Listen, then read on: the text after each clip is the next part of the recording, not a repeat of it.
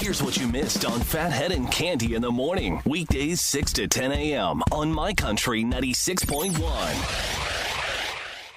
My Country 96.1, Phathead, Cande Roth. Cande out on vacation, back Monday from Florida. She'll have the full recap for you as long as she comes back healthy. I see her texting me Sunday night.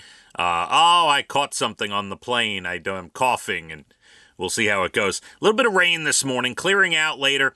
We'll get to about 70, another decent day once the rain is gone. Weekend looks pretty good. Another fall weekend for you in the 60s. Let's go. Pretty good. And yeah, we've had more rain probably this morning than we saw all of October and maybe September combined. And I'm not kidding. That's probably the case. It's probably really close.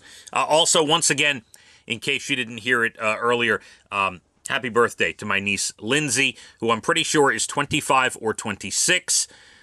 Don't think it's 27.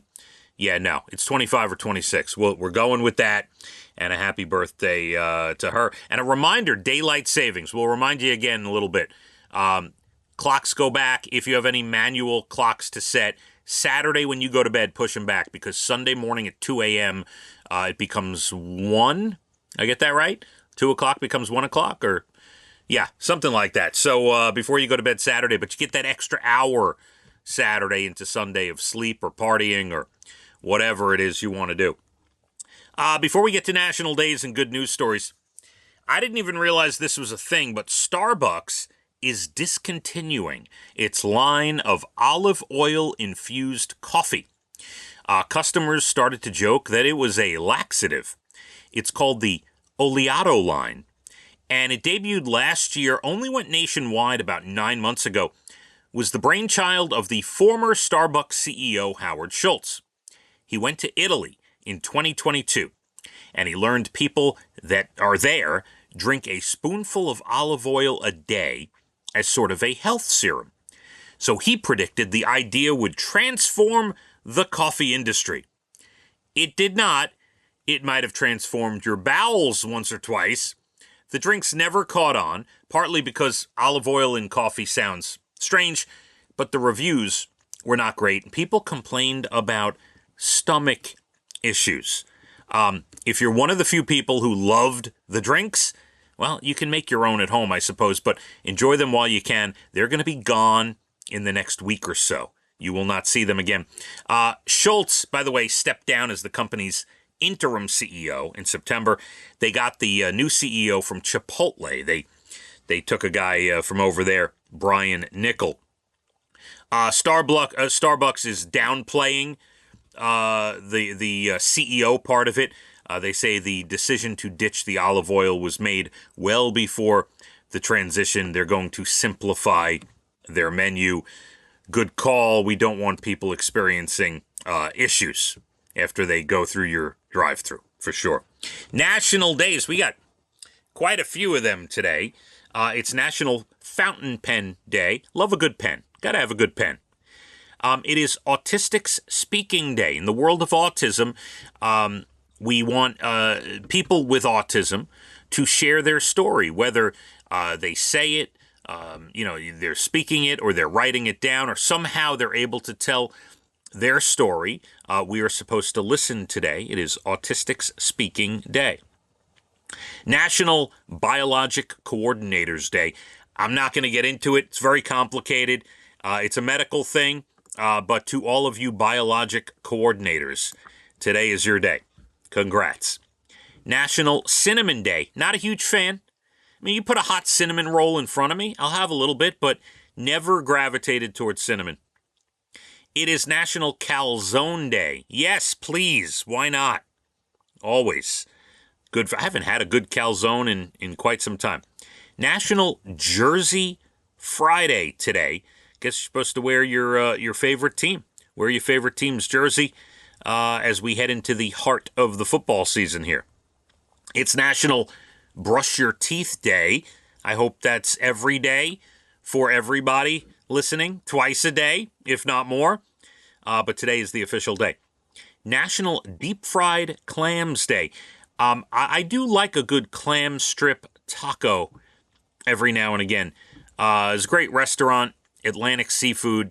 nearby that does good fried clam strip taco. It's National Cook for Your Pet Day. Yeah, I mean, they'll get cheese and, ripped up chicken and some vegetables and things at time. I'm not turning on the stove to cook for them, but, they do get human food every day, in some form to go along with their dry dog food. It's National Family Literacy Day. Yes, the family that reads together, gets smart together, I guess. It's also National Authors Day. Big shout out to all the writers. And finally, National Vinegar Day. If you have a favorite vinegar, go pick it up. Some good news to round out your morning. If you have a ton of leftover Halloween candy, here's a way to get rid of it. A program called Cash for Candy. We'll pay $10 a pound for it and send it to troops overseas. That's kind of cool, actually. Hey, you're doing some good. They're giving you some money for it. Nothing wrong with that.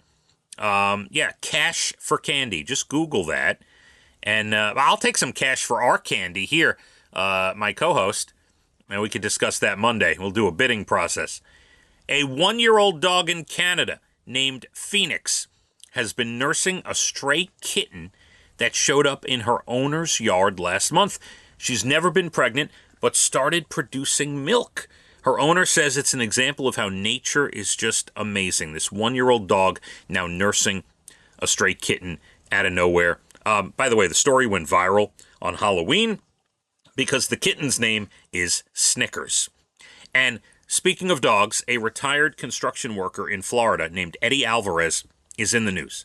He spends his days keeping stray dogs alive. He's been doing it for years. He brings them food 7 days a week.